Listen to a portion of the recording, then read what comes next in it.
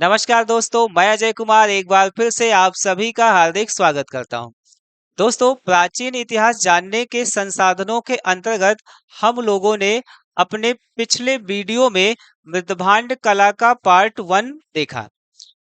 Part 1 के दौरान हम लोगों ने ये जानने का प्रयास किया कि मृदभांड कला या मृदभांड संस्कृति इससे प्राचीन इतिहास के संबंध में कौन-कौन सी जानकारियां प्राप्त होती। जैसे मृदभांड कला की अगर हम बात करते हैं तो इसी से प्राचीन काल में मानवों का रहन सहन कैसा था, मनुष्य के द्वारा क्या क्या खाया जाता था, क्या पिया जाता था, इस संबंध में, या मिट्टी के बर्तन को बनाने में किन किन चीजों का प्रयोग किया जाता था, या इसके अलावा सभ्यता का जो विकास क्रम है वो कैसा था, इस संबंध में हम लोगों ने जानकारी प्राप्त की। इसके साथ ही साथ भारत में सबसे प्राचीनतम मृदभांड किन किन स्थानों से प्राप्त होते हैं और उनके खोजकर्ता कौन है, और इसके साथ ही साथ मृदभांड संस्कृति के अंतर्गत हम लोगों ने गैरिक मृदभांड कला या संस्कृति या गेरुए रंग का मृदभांड या कला संस्कृति के संबंध में जानकारी प्राप्त की। उसी क्रम में आज हम लोग उसी के आगे चीजों को पढ़ने का प्रयास करेंगे। जैसे लाल एवं काले रंग के मृदभांड, या इसके अलावा चित्रित धूसर मृदभांड, या इसके अलावा उत्तरी काली पालिशदार मृदभांड। तो इनके संबंध में आज के वीडियो में हम लोग डिटेल से चर्चा करने वाले हैं कि ये संस्कृतियां कहाँ कहाँ पर पाई गई और इनकी क्या क्या विशेषताएं हैं। तो टॉपिक को शुरू करने से पहले कुछ इम्पोर्टेंट बातें हैं जो आपके साथ करना चाहता हूं। जैसे भारतीय इतिहास की अगर हम बात करते हैं तो भारतीय इतिहास को जब तक क्रमबद्ध तरीके से ना पढ़ा जाए तब तक भारतीय इतिहास वो कहीं ना कहीं अधूरा सा लगता है। ज्यादातर बच्चों की ये शिकायत रहती है कि इतिहास वो समझ में नहीं आता है, या इतिहास एक बोरिंग विषय है। वो इसीलिए होता है क्योंकि इतिहास विषय को बच्चे एक क्रमबद्ध तरीके से या एक सिस्टमेटिक ढंग से नहीं पढ़ते। आज पहला टॉपिक पढ़ लिया, फिर बीच का टॉपिक पढ़ लिया, या मिडवल हिस्ट्री का उठा के पढ़ लिया, या मॉडर्न हिस्ट्री का उठा करके पढ़ लिया, है ना। तो बीच बीच से अगर टॉपिकों को पढ़ेंगे तो उस कंडीशन में इतिहास समझ में नहीं आएगी। तो इसीलिए इतिहास विषय को एक क्रमबद्ध तरीके से, है ना, एक क्रमबद्ध तरीके से कैसे पढ़ा जाए और किन किन टॉपिकों को कैसे कवर अप किया जाए, इसलिए इतिहास विषय को हम लोगों ने शुरू किया, ताकि जो भी एग्जाम जिन भी बच्चों को देना है उनके एग्जाम काफी अच्छे ढंग से हो जाए।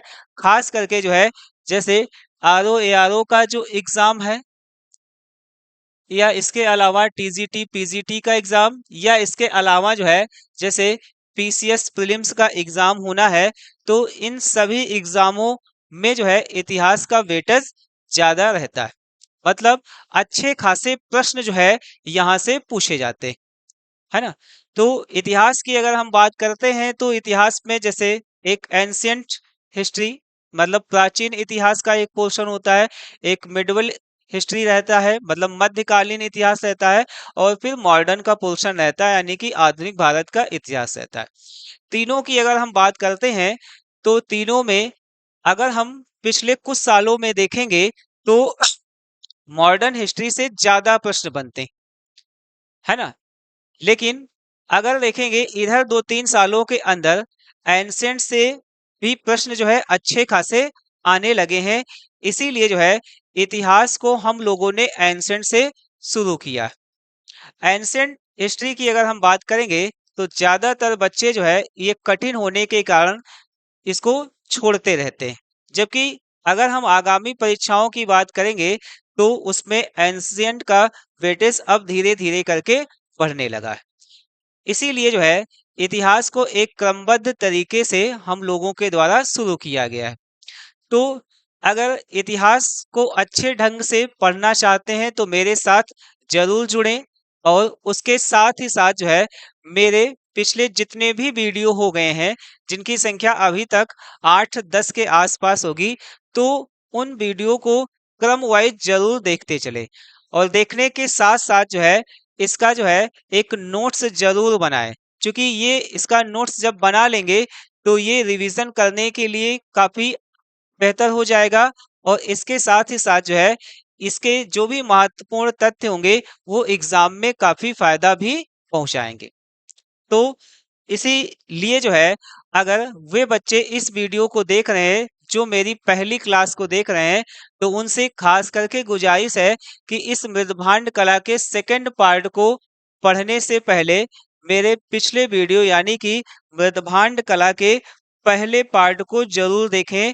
तब ये वीडियो जो है अच्छे से समझ में आएगा। क्यों? क्योंकि मृदभांड कला के संबंध में जो बेसिक सी जानकारियां हैं वो हम लोगों ने अपने पिछले वीडियो में बता रखी है या हम लोगों ने पढ़ लिया है। तो आइए शुरू करते हैं इसके दूसरे पार्ट को। तो दूसरे पार्ट की अगर हम बात करते हैं तो ये जो दूसरा पार्ट है इसमें सबसे पहला आज हम लोग पढ़ेंगे काले एवं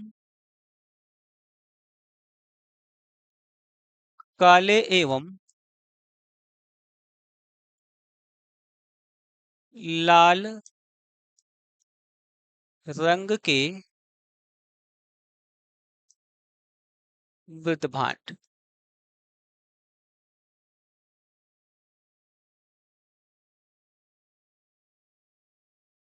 काले एवं लाल रंग के वृत्तभांड।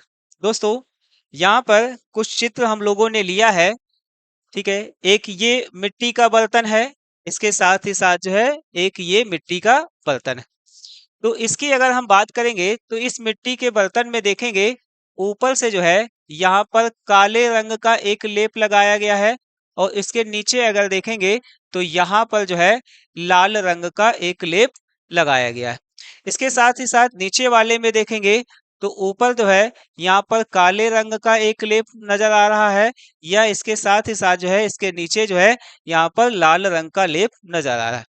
तो काले एवं लाल रंग के मृदभांडों की अगर हम बात करेंगे तो मुख्यतः यह काले एवं लाल रंग के ही प्राप्त होते हैं। इसीलिए जो है इन मृदभांडों को काले एवं लाल रंग के मृदभांड कहा गया है, ठीक है। तो यहाँ पर इसकी विशेषता की अगर हम बात करेंगे तो विशेषता में हम क्या कह सकते हैं कि इस पर जो है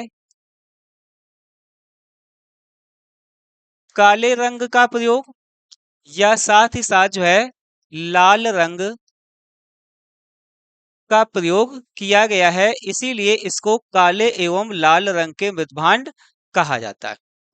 देखिए कि ये दोनों जो है जो भी चित्र हम लोगों ने लिया है ये सिंपल तरीके का एक चित्र है।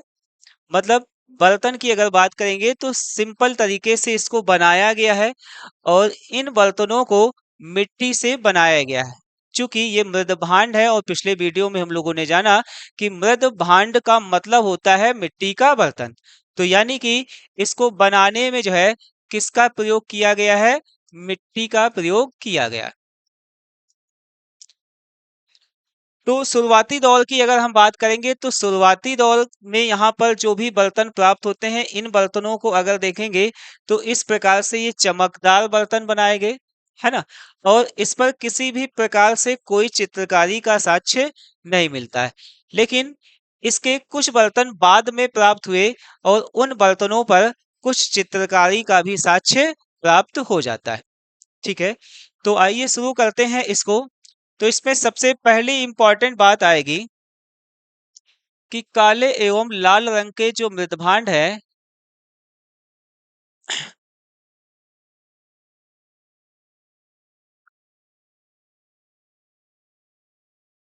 इसमें सबसे पहली चीज की खोज।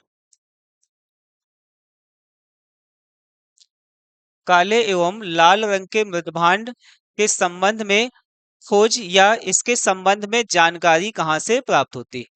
तो खोज की अगर हम बात करेंगे तो यहाँ पर पहली इंपॉर्टेंट बात ध्यान रखेंगे कि 1960 ईस्वी के दशक में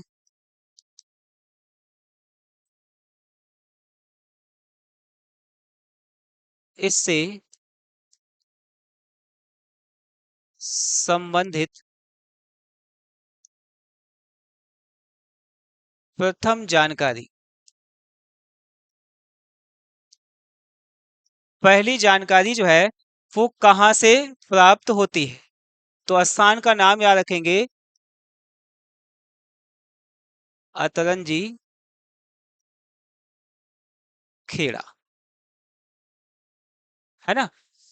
तो काले एवं लाल रंग के मृदभांड के संबंध में सबसे पहली जानकारी कहाँ से प्राप्त होती है?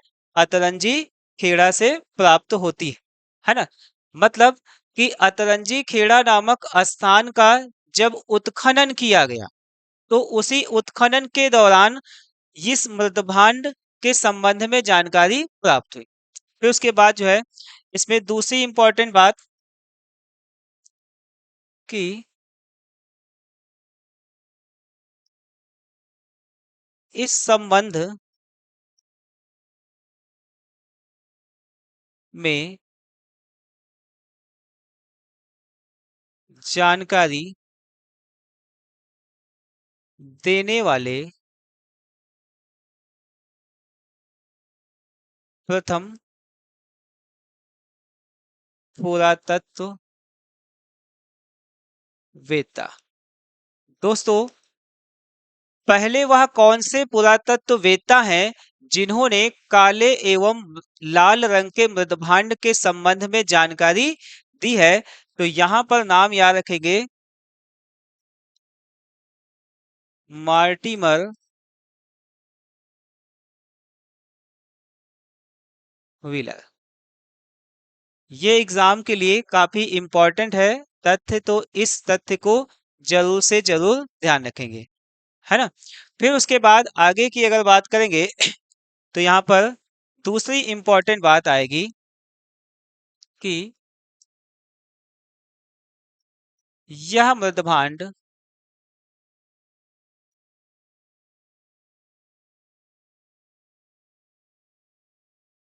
गैरिक एवं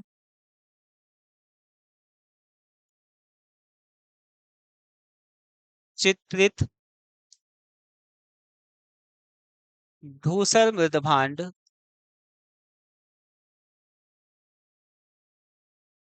के बीच के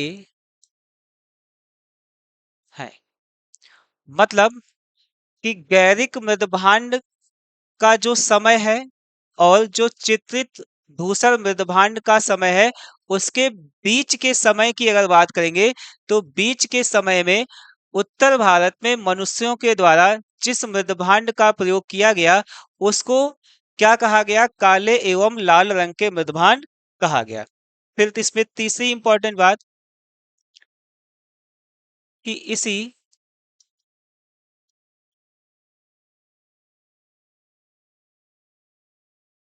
मृदभांड को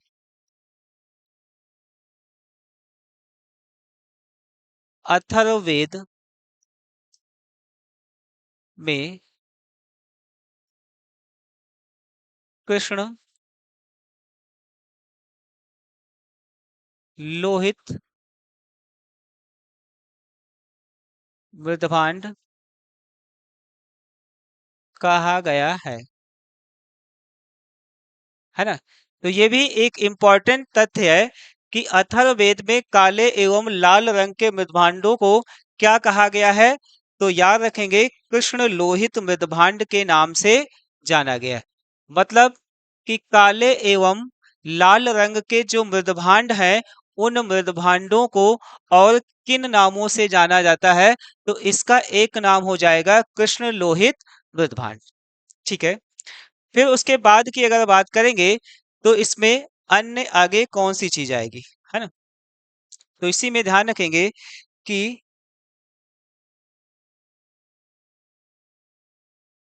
इसे बनाने की जो विधि थी, है ना, इस मिट्टी के बर्तन को बनाने की जो विधि थी, उस विधि को क्या कहा जाता है? ठीक है, तो याद रखेंगे, उसको कहा गया है इजिप्शियन पैटर्न। इजिप्शियन पैटर्न या विधि। इजिप्शियन पैटर्न या इजिप्शियन जो विधि है दोस्तों, ये है कौन सी विधि? इजिप्शियन विधि की अगर बात करेंगे तो याद रखेंगे, इसको हिंदी में कहा जाता है उल्टी तपाई विधि। इसको क्या कहा जाता है? उल्टी तपाई विधि। मतलब कि बर्तन को चाक पर बनाने के बाद, मिट्टी से बनाने के बाद जो है, इसको आग में सेका जाता था उलट करके। ठीक है, तो उसी विधि को जो है क्या कहा गया है? इजिप्शियन विधि या इजिप्शियन पैटर्न। ठीक है, तो थोड़ा सा एक बार रिकॉल कर लेते हैं, है ना। काले एवं लाल रंग के मृदभांड की अगर हम बात करते हैं, तो इस मृदभांड की अगर हम बात करेंगे तो 1960 ईस्वी के दशक में इससे संबंधित पहली जानकारी जो है वो कहाँ से प्राप्त हुई? अतरंजी खेड़ा से। इस संबंध में जानकारी देने वाले पहले जो पुरातत्ववेत्ता है, मार्टिमर व्हीलर है। 1947 में इन्होंने इस संबंध में जानकारी दी। फिर उसके बाद जो है, ये लाल रंग का जो मृदभांड है, ये गैरिक और चित्तित धूसर मृदभांड के बीच के मृदभांड माने जाते हैं। इसके साथ ही साथ जो है, अथर्ववेद में इसको कृष्ण लोहित के नाम से जाना जाता है, और इसे बनाने की जो विधि है, उस विधि को इजिप्शियन विधि या इजिप्शियन पैटर्न या उल्टी तपाई विधि के नाम से जाना जाता है। तो यहाँ तक चीजें समझ में आ गई होंगी, तो हम लोग जो है इसी में आगे बढ़ते हैं। इसके बाद की अगर हम बात करेंगे तो इसके बाद ध्यान रखेंगे कि प्रचलन। ठीक है, इन मृदभांडों का प्रचलन जो है वो किन किन कालखंडों में था, है ना। तो प्रचलन की अगर हम बात करेंगे तो इनका जो है प्रचलन किन किन कालखंडों में था, तो ध्यान रखेंगे, पहला तो प्राक ऐतिहासिक काल। प्राक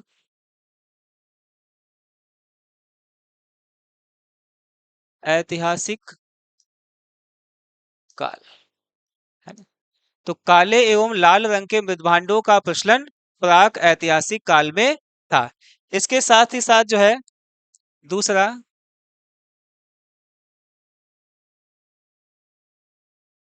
महापाषाण काल।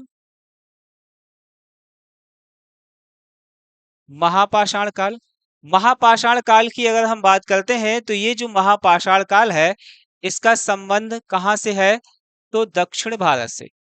दक्षिण भारत से। उत्तर भारत की अगर बात करेंगे तो उत्तर भारत में जैसे जो पाषाण काल है, तो वैसे ही दक्षिण भारत का जो पाषाण काल है, उस पाषाण काल को महापाषाण काल के नाम से जाना जाता है। तो इस महापाषाण काल के दौरान काले एवं लाल रंग के मृदभांड का प्रयोग मिलता है। इसके साथ ही साथ अगर देखेंगे तो तीसरा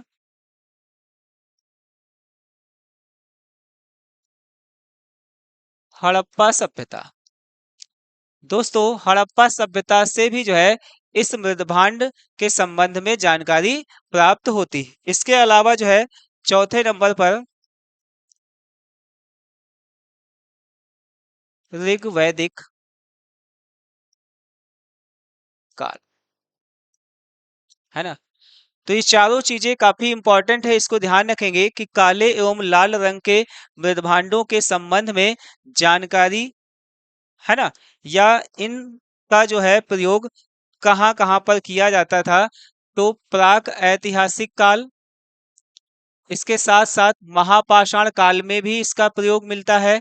इसके साथ ही साथ जो है हड़प्पा सभ्यता में भी इसका प्रयोग मिलता है, और साथ ही साथ जो है ऋग वैदिक काल में भी इसका प्रयोग मिलता है। ऋग वैदिक काल की अगर हम बात करते हैं तो ऋग वैदिक काल में जो है इसे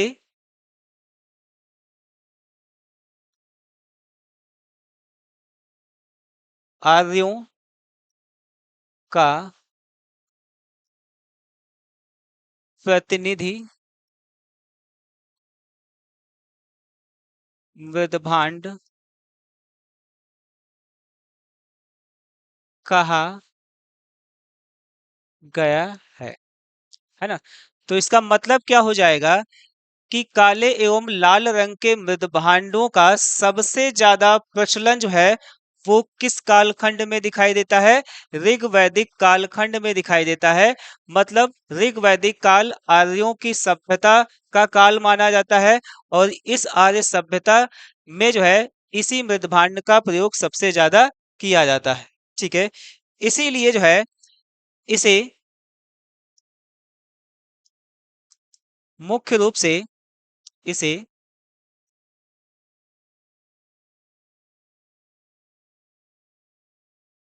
मुख्य रूप से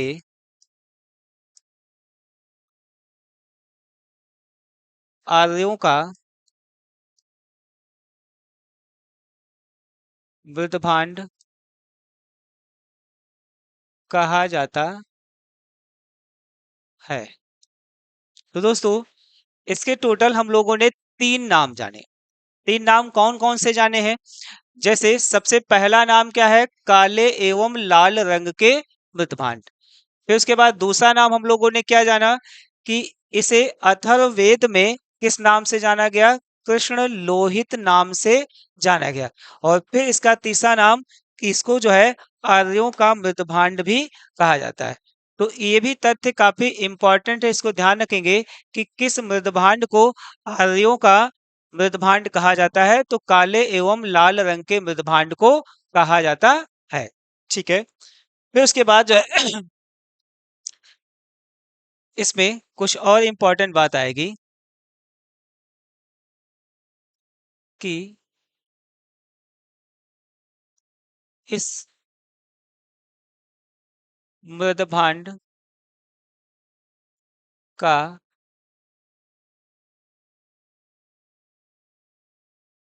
सर्वप्रथम प्रयोग का साक्ष्य जो है वो ताम्र पाषाणिक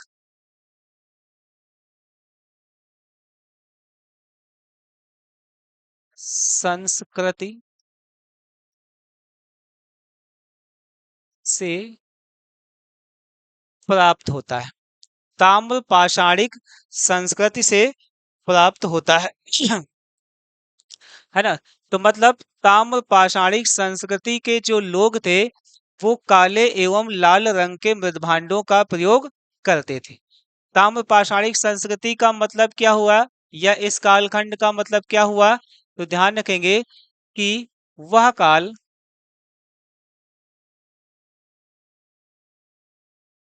जब मनुष्य द्वारा पत्थर के साथ साथ तांबे का प्रयोग किया गया। तो उस कालखंड को ताम्र पाषाणी कालखंड के नाम से जाना जाता है। ठीक है, तो इस कालखंड की अगर हम बात करेंगे तो ये हम कह सकते हैं कि पाषाण काल में जो नौ पाषाण काल का समय था वहां से तांबे का भी साक्ष्य मिलता है। तो शुरुआती दौर में मनुष्य के द्वारा पत्थर के औजारों का ही प्रयोग किया जाता था, जैसे पूरा पाषाण काल हो गया या मध्य पाषाण काल हो गया। तांबे की अगर बात करेंगे तो नौ पाषाण काल में तांबे धातु के संबंध में जानकारी मिली, तो तांबे का प्रयोग मनुष्य के द्वारा प्रारंभ किया गया, लेकिन साथ साथ में वो पत्थर के औजारों का भी प्रयोग करता था। तो उसी कालखंड को जो है ताम्रपाषाणी कालखंड कहा जाता है। और उसी ताम्रपाषाणी कालखंड की अलग अलग जगहों पर अलग अलग संस्कृतियां भी प्राप्त होती हैं। तो इन ताम्रपाषाणिक संस्कृतियों के द्वारा इस मृदभांड का प्रयोग किया गया है। इसके साथ ही साथ जो है दूसरी इंपॉर्टेंट बात कि एक इतिहासकार हैं,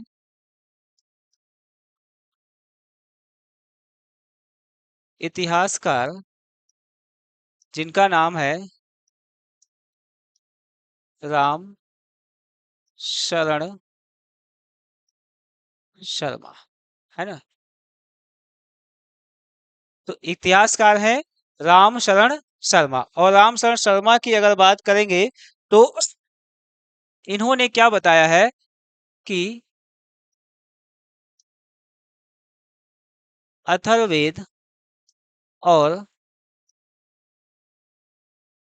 पंचविश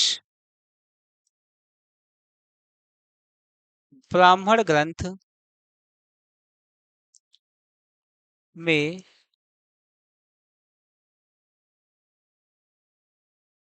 उल्लिखित व्रात्य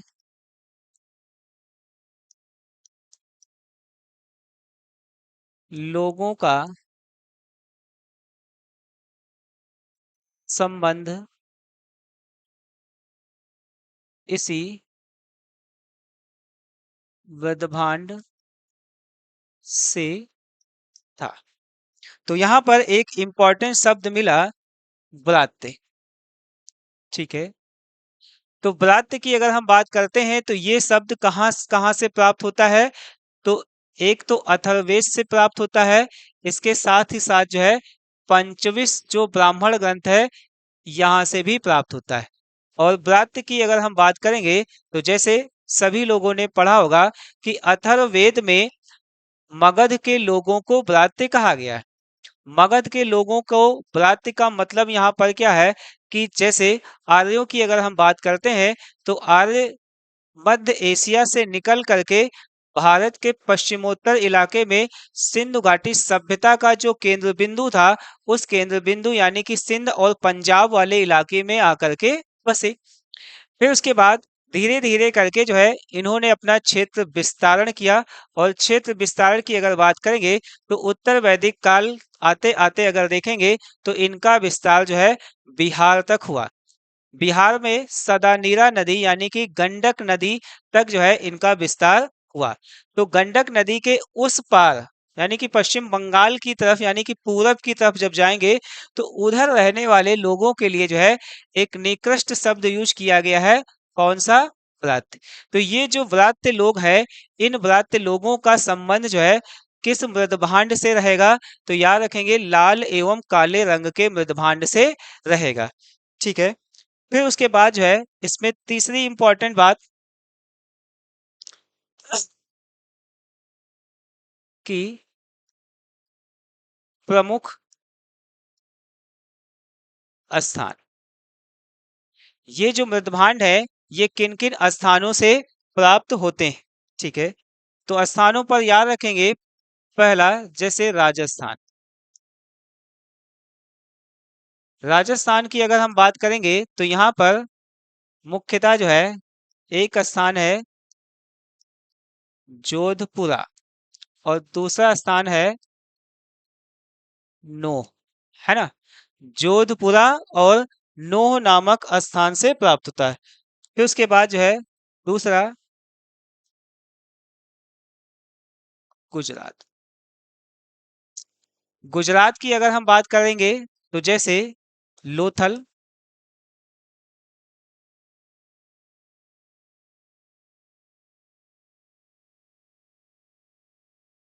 लोथल, इसके अलावा जैसे सुरकोटदा, है ना।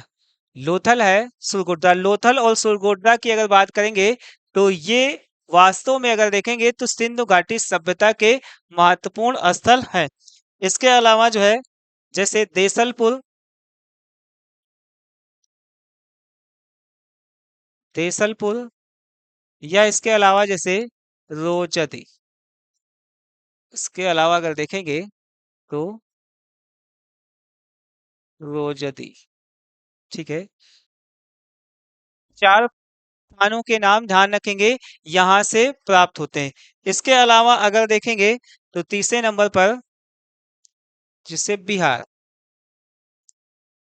बिहार की अगर बात करेंगे तो बिहार में नाम याद रखेंगे चिरांद, है ना, जहां से हड्डी के भारी मात्रा में औजार प्राप्त होते हैं पाषाण कालीन। इसके अलावा जो है जैसे कर्नाटक, कर्नाटक की अगर बात करेंगे तो कर्नाटक में स्थान का नाम याद रखेंगे पिकली हल। कर्नाटक में पिकली हल नामक स्थान से ये मृदभांड प्राप्त होता है। इसके साथ ही साथ जो है जैसे पांचवें नंबर पर उत्तर प्रदेश, उत्तर प्रदेश की अगर हम बात करेंगे तो यहाँ पर जैसे अतरंजी खेड़ा, है ना। तो मुख्यतः जो है अगर हम देखेंगे तो राजस्थान में जोधपुरा नोह, गुजरात में लोथल सुरकोटदा देसलपुर रोचदी, बिहार में चिरान, कर्नाटक में पिकलीहल, उत्तर प्रदेश में अतरंजी खेड़ा, इन स्थानों से काले एवं लाल रंग के मृदभांडों के संबंध में जानकारी प्राप्त होती है ना। तो इस मृदभांडों के अंतर्गत अगर देखेंगे तो इतनी इंपॉर्टेंट बातें आएंगी। थोड़ा सा पीछे हम लोग चलते हैं ताकि चीजें जो है और अच्छे से समझ में आ जाए, है ना। जैसे काले एवं लाल रंग के मृदभांडों की अगर हम बात करेंगे तो इनकी अगर हम बात करते हैं तो ये पहली चीज तो ये है कि मिट्टी से बने हुए हैं। फिर उसके अलावा जो है इस पर काले एवं लाल रंग का प्रयोग किया गया है। इसके साथ ही साथ जो है शुरुआती दौर के बर्तनों पर कोई विशेष चित्रकारी का साक्ष्य प्राप्त नहीं होता है, लेकिन बाद के बर्तनों में जो है कुछ चित्रकारियां भी प्राप्त हो जाती। ठीक है, इसके साथ ही साथ अगर देखेंगे तो इसका जो प्रचलन है वो प्राक ऐतिहासिक काल में भी देखने को मिलता है, महापाषाण काल में भी देखने को मिलता है, हड़प्पा सभ्यता में भी देखने को मिलता है, और मुख्य रूप से ये वैदिक काल में ऋग वैदिक काल का प्रमुख मृदभांड था। उसके साथ ही साथ अगर देखेंगे तो इस मृदभांड का प्रयोग जो है वो ताम्र पाषाणिक संस्कृति के लोग भी करते थे। और ताम्र पाषाणिक की अगर हम बात करेंगे तो इसका संस्कृति का मतलब क्या होता है कि वह कालखंड जिसमें मनुष्य जो है तांबे के साथ साथ पत्थर का प्रयोग करता है। इतिहासकार रामशरण शर्मा के अनुसार अगर देखेंगे तो अथर्ववेद और पंचविश ब्राह्मण में ब्रात्य लोगों का संबंध जो है इसी मृदभांड से था, ऐसा इनका मानना है, ये जानते हैं। फिर उसके बाद जो है प्रमुख स्थानों की अगर बात करेंगे तो राजस्थान में जोधपुरा, और राजस्थान में एक दूसरा स्थान है नोह। दोस्तों हम लोगों ने अपने पिछले वीडियो में भी राजस्थान में जोधपुरा का नाम पढ़ा था गैरिक मृदभांड कला के अंतर्गत। तो जोधपुरा और नोह ये दो ऐसे स्थान हैं जहां से काले एवं लाल रंग के मृदभांड और गेरुए रंग के मृदभांड का साक्ष्य मिलता है। और ये जोधपुरा जो है जोधपुर में ना होकर के जयपुर में है। ठीक है, फिर उसके बाद गुजरात की अगर बात करेंगे तो गुजरात में लोथल, लोथल के अलावा गुजरात में सुरकोटदा, सुरकोटदा के अलावा गुजरात में देसल, देसल के अलावा गुजरात में रोजदी। तो इन स्थानों से प्राप्त होता है। बिहार में चिरांद नामक स्थान से प्राप्त होता है, कर्नाटक में पिकलीहल नामक स्थान से प्राप्त होता है, और उत्तर प्रदेश में अतरंजी खेड़ा से प्राप्त होता है। ठीक है, तो फिर उसके अलावा जो है इसके आगे हम लोग बढ़ते हैं और आगे हम लोग पढ़ेंगे चित्रित धूसर मृदभांड, है ना।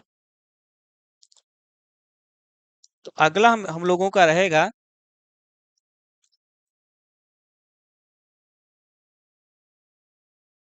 चित्रित धूसर मृदभांड।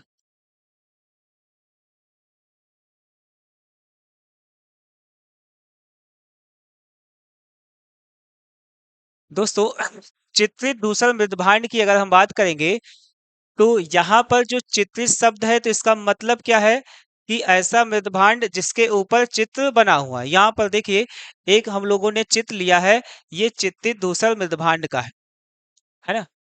और इस मृदभांड की अगर बात करेंगे तो इस मृदभांड पर कुछ चित्रकारियां मिली हुई हैं, जैसे ये देखिए ऐसे, है ना। इस पर डिजाइन है ना, सिंपल रेखाएं भी इस पर प्राप्त होती हैं और इस पर ज्यामितीय आकृति भी प्राप्त होती है ना। तो इस पर चित्र मिलता है। फिर धूसर की अगर हम बात करेंगे तो धूसर क्या होता है, धूसर एक रंग होता है ना। धूसर रंग कौन सा होता है, वो ब्राउन कलर या स्लेटी कलर का जो रंग होता है, यानी कि स्लेटी कलर या भूरे कलर का चित्र सहित जो है मिट्टी का जो बर्तन है इसे ही जो है हम लोग क्या बोलेंगे, चित्रित धूसर मृदभांड। ठीक है, तो इसके संबंध में जो है सबसे पहली चीज आएगी कि खोज, है ना।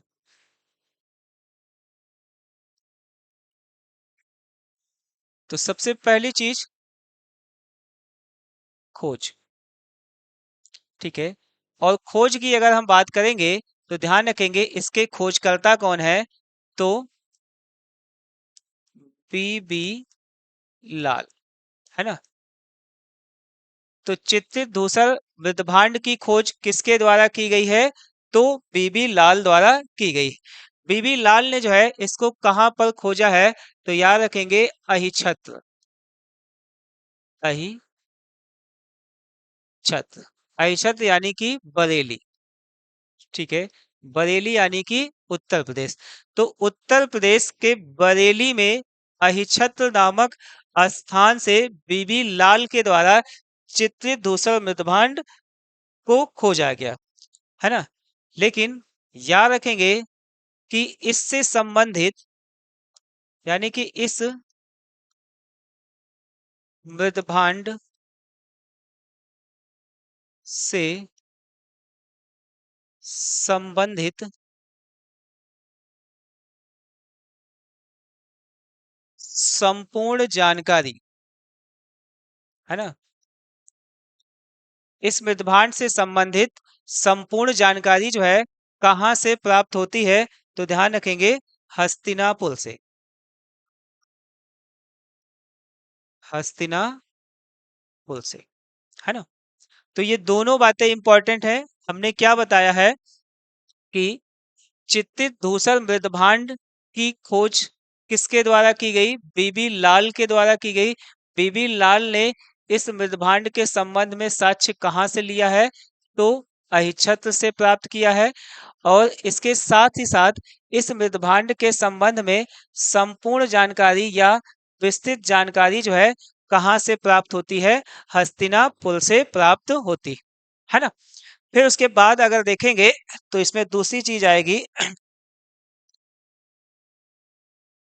कि इसका जो विस्तार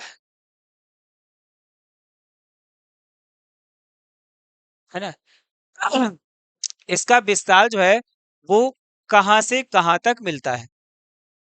तो जैसे ये दिशा हो जाएगी पूरब, ये दिशा हो जाएगी पश्चिम, ये दिशा हो जाएगी उत्तर, और ये दिशा हो जाएगी दक्षिण, है ना। तो अगर हम उत्तर की बात करते हैं तो उत्तर में ध्यान रखेंगे हिमालय का तराई क्षेत्र, है ना। तो हिमालय का जो तराई वाला इलाका है वहां से ये शुरू होता है और दक्षिण में ये खत्म होगा कहां पर, मालवा पठार, ठीक है। तो हिमालय के तराई इलाके से लेकर के मालवा के पठार तक, फिर इसके अलावा जो है बहावलपुर पश्चिम, पश्चिम में अगर देखेंगे तो बहावलपुर, बहावलपुर कहां पर पड़ेगा, तो पाकिस्तान, है ना। तो पाकिस्तान में बहावलपुर से लेकर के पूरब की अगर हम बात करेंगे तो पूरब में जो है ये कहाँ तक आएगा,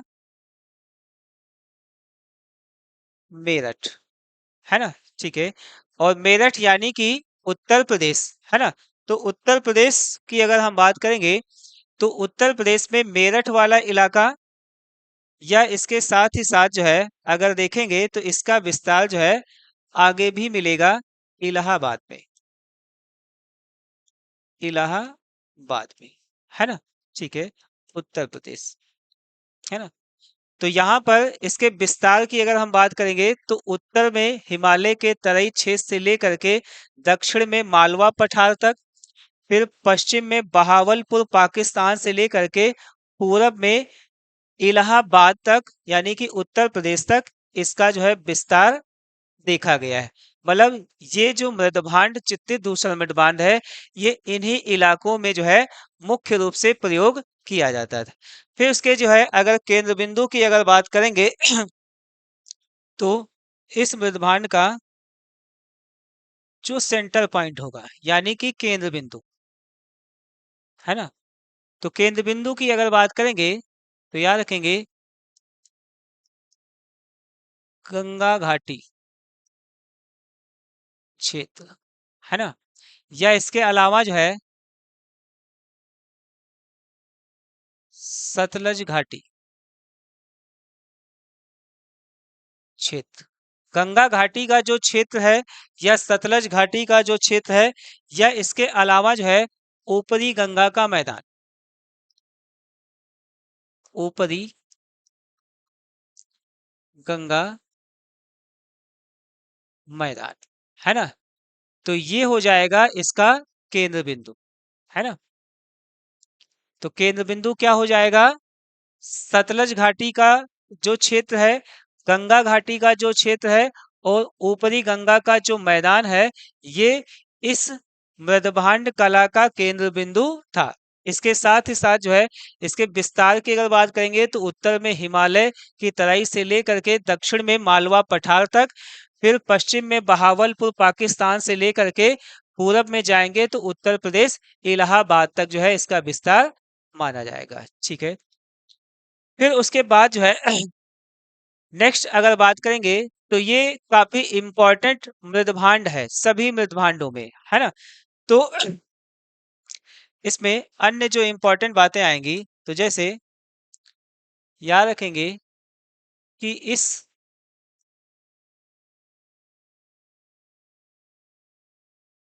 मृदभांड का प्रयोग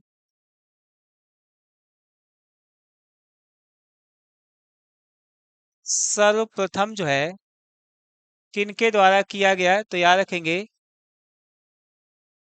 ताम्र पाषाणिक संस्कृति द्वारा, है ना। ताम्र पाषाणिक संस्कृति के द्वारा चित्रित धूसर मृदभांड का प्रयोग किया गया है। ठीक है। फिर उसके बाद जो है दूसरा कि इस मृदभांड कला का अर्ध औद्योगिक नगर या उपनगर, ठीक है, अर्ध औद्योगिक नगर या उपनगर जो है वो कौन सा रहेगा तो याद रखेंगे नाम किसका, जखेड़ा का। जखेड़ा कहाँ पर पड़ेगा तो उत्तर प्रदेश में। तो उत्तर प्रदेश का जो जखेड़ा है वो इस मृदभांड कला का उपनगर माना जाता है। फिर इसके बाद तीसरी इंपॉर्टेंट बात कि इस संस्कृति में मृदभांडों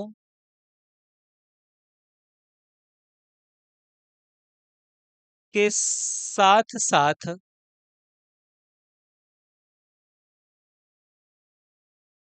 लौह उपकरण भी प्राप्त होते हैं। लौह उपकरण भी प्राप्त होते हैं, मतलब जिन जिन स्थानों से ये बर्तन प्राप्त हुए हैं वहां से लोहे के बने उपकरण भी प्राप्त होते हैं। और ये जो है, जो लोहे से बने उपकरण है, ये ज्यादातर जो है किन चीजों से संबंधित है, तो ध्यान रखेंगे इनका संबंध जो है आखेट, है ना। आखेट का मतलब क्या होता है? शिकार करना, है ना। तो आखेट, और हम कह सकते हैं युद्ध से संबंधित, है ना। तो ये जो मृदभांड है वहां से लोहे से बने उपकरण भी प्राप्त होते हैं, और लोहे के उपकरण जितने भी प्राप्त होते हैं वो ज्यादातर आखेट और युद्ध कला से संबंधित है। फिर उसके बाद जो है इसमें अगली इंपॉर्टेंट बात कि प्रमुख स्थल, प्रमुख स्थल की अगर बात करेंगे तो कहाँ कहाँ से जो है ये मृदभांड प्राप्त हुए, तो उसमें ध्यान रखेंगे पंजाब।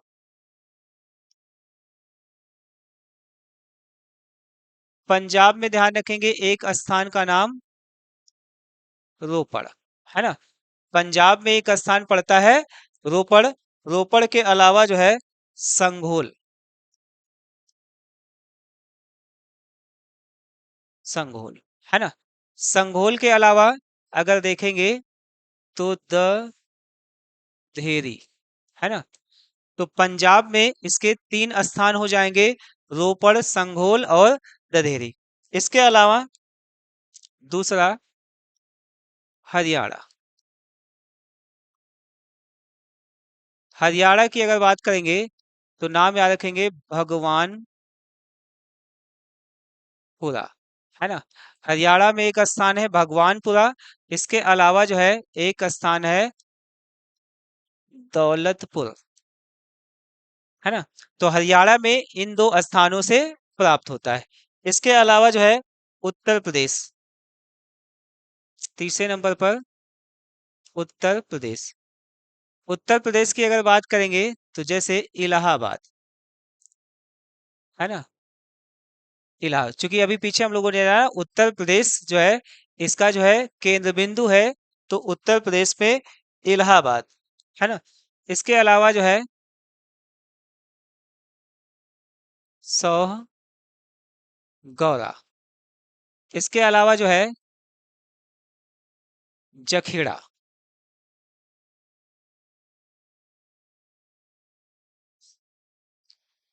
जखेड़ा। इसके अलावा आलमगीरपुर, है ना। तो इन सभी स्थानों से जो है ये प्राप्त होता है। इसके अलावा चौथे नंबर पर बिहार। बिहार की अगर बात करेंगे तो वहां पर नाम याद रखेंगे वैशाली, है ना। तो बिहार में वैशाली। इसके अतिरिक्त अगर देखेंगे कश्मीर, कश्मीर में अगर देखेंगे तो मांडा। जम्मू कश्मीर में मांडा, ये भी सिंधु घाटी सभ्यता का एक स्थल है। इसके साथ ही साथ जो है राजस्थान, राजस्थान में जोधपुरा। इसके अलावा नो, है ना। तो ये मृदभांड कला के अंतर्गत जितनी भी संस्कृतियां हैं उन संस्कृतियों के जो प्राप्त स्थल हैं उन प्राप्त स्थलों में कॉमन तरीके से जो है राजस्थान में जोधपुरा और नोह का नाम आता है ना। चूंकि पिछले वीडियो में हम लोगों ने गैरिक मृदभांड कला के प्राप्त स्थलों में भी इनका नाम पढ़ा, और आज के वीडियो में शुरुआत में काले एवं लाल रंग के मृदभांड कला के संबंध में भी इनका नाम पढ़ा, और अब यहाँ पर जो है ये चित्ती धूसर मृदभांड कला के अंतर्गत भी आ रहे, है ना। तो यहाँ पर जोधपुरा और नोह जो है ये काफी इंपॉर्टेंट है ना। फिर इसके अलावा अगर देखेंगे तो इस मृदभांड कला की विशेषता क्या है ना? तो जैसे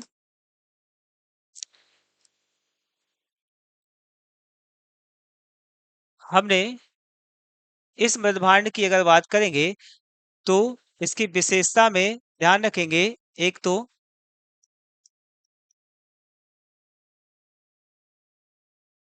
मिट्टी से बना है, पहली चीज। इसके अलावा जो है याद रखेंगे, काले एवं स्लेटी रंग का प्रयोग किया गया है। इस पर काले और स्लेटी रंग का प्रयोग किया गया है। इसके अलावा जो है इसमें अगर देखेंगे तो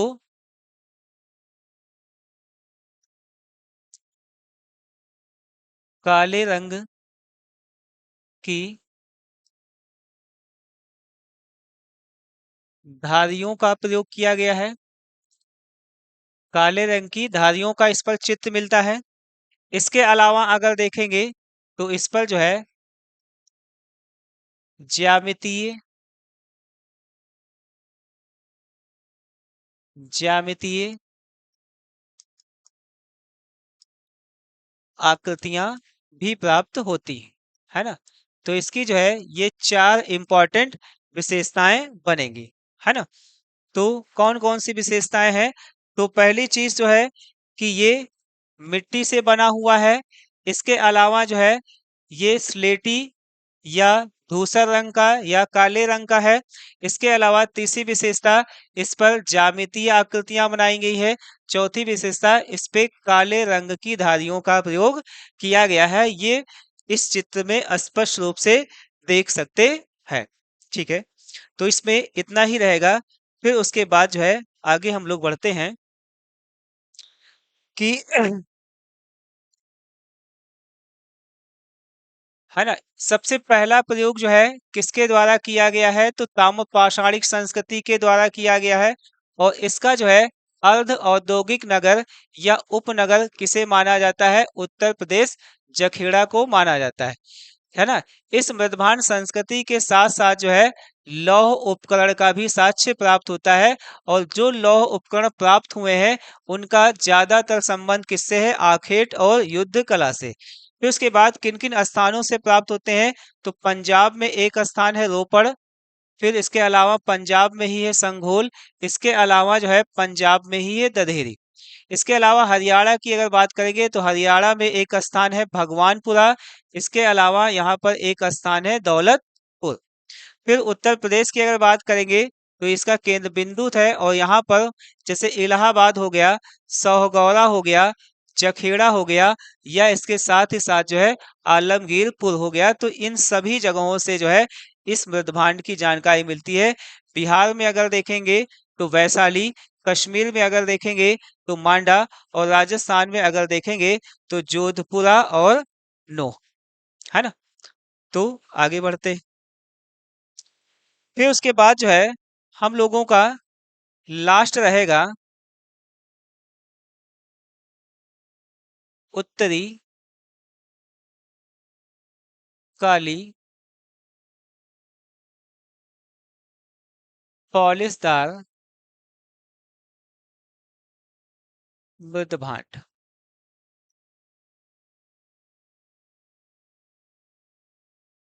उत्तरी काली पॉलिशदार मृदभांड। उत्तरी काली पॉलिशदार मृदभांड की अगर हम बात करेंगे तो इसमें ध्यान रखेंगे सबसे पहली चीज कि संबंध, है ना? यानी कि इस मृदभांड का संबंध जो है किन किन सभ्यताओं से है? तो ध्यान रखेंगे इसका संबंध जो है वो महाजनपद काल से है। या इसके अलावा देखेंगे तो इसका संबंध जो है बौद्ध काल से है। इसके अलावा देखेंगे तो इसका संबंध जो है मौर्य काल से है ना? तो महाजनपद काल, बौद्ध काल और मौर्य काल, इन तीनों कालखंडों से संबंधित मृदभांड कौन सा रहेगा? तो उत्तरी काली पॉलिशदार मृदभांड। फिर उसके बाद जो है इसमें दूसरी इंपॉर्टेंट बात याद रखेंगे कि प्रथम साक्ष्य, प्रथम साक्ष्य, है ना। तो इस मृदभांड का सबसे पहला साक्ष्य कहाँ से प्राप्त होता है? तो याद रखेंगे तक्षशिला से। तक्षशिला कहाँ पर पड़ेगा? तो ध्यान रखेंगे पाकिस्तान, है ना। तो तक्षशिला पाकिस्तान से इसका पहला साक्ष्य प्राप्त होता है। तीसरी इंपॉर्टेंट बात जो है प्रमुख स्थान, है ना, मतलब किन किन स्थानों से प्राप्त होते हैं प्रमुख स्थान, है ना। प्रमुख स्थानों की अगर हम बात करेंगे तो इसमें एक ध्यान रखेंगे तक्षशिला, तक्षशिला। इसके अलावा ध्यान रखेंगे हस्तिनापुर, है ना। तक्षशिला है, तक्षशिला के अलावा हस्तिनापुर है, इसके अलावा जो है कौशाम्बी, कौशाम्बी के अलावा जैसे श्रावस्ती, है ना। कौशाम्बी हो गया, श्रावस्ती हो गया। फिर उसके अलावा जो है राजगढ़ या राजगीर, है ना। या इसके अलावा अगर देखेंगे तो शिशुपालगढ़, है ना। तो ये राजगीर यानी कि राजगढ़ बिहार में, शिशुपालगढ़ की अगर बात करेंगे तो इसको ध्यान रखेंगे ये कहाँ पर पड़ता है? उड़ीसा में पड़ता है ना। तो ये इसके जो है प्रमुख स्थान हो जाएंगे। फिर उसके बाद जो है इसकी विशेषता, है ना। इसमें चौथी इंपॉर्टेंट बात आएगी विशेषता, है ना। तो यहाँ पर पहली विशेषता याद रखेंगे कि इसको बनाने में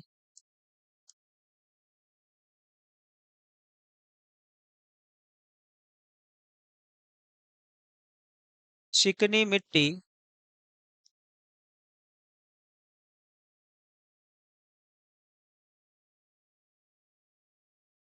का प्रयोग किया गया है ना। इसको बनाने में चिकनी मिट्टी का प्रयोग किया गया है। इसके साथ ही साथ जो है दूसरा,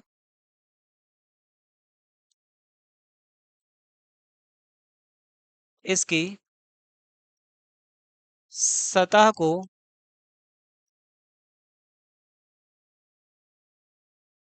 चमकदार बनाने का प्रयास किया गया है ना। तो जो बर्तन की सतह है वो चमकदार बनाने का प्रयास किया गया है। फिर उसके बाद जो है तीसरा, इसमें जो है काले और लाल रंग का प्रयोग, है ना। काले और लाल रंग का इस पर प्रयोग किया गया है।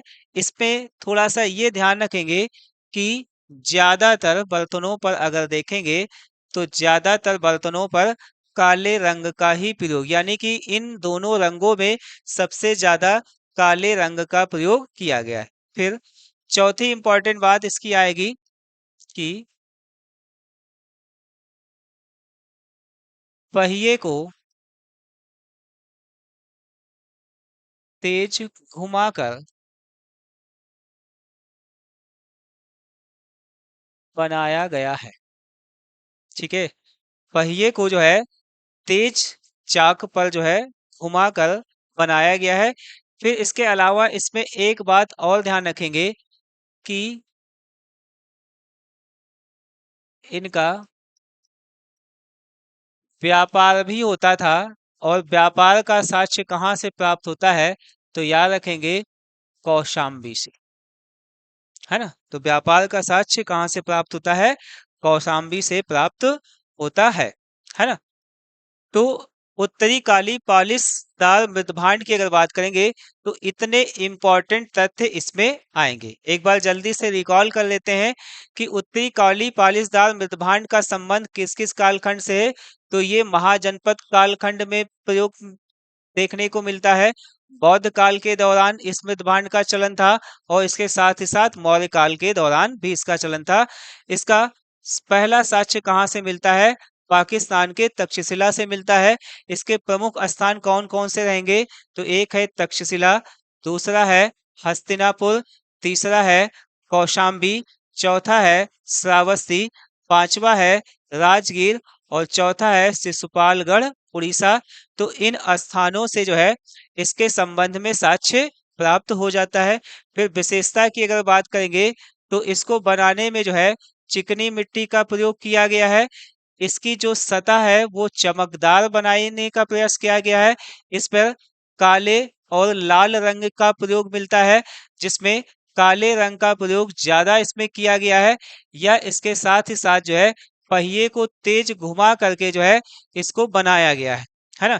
और इसके साथ ही साथ जो है इसका व्यापार भी होता था और व्यापारिक साक्ष्य कहाँ से मिलता है? कौशाम्बी से प्राप्त हो जाता है।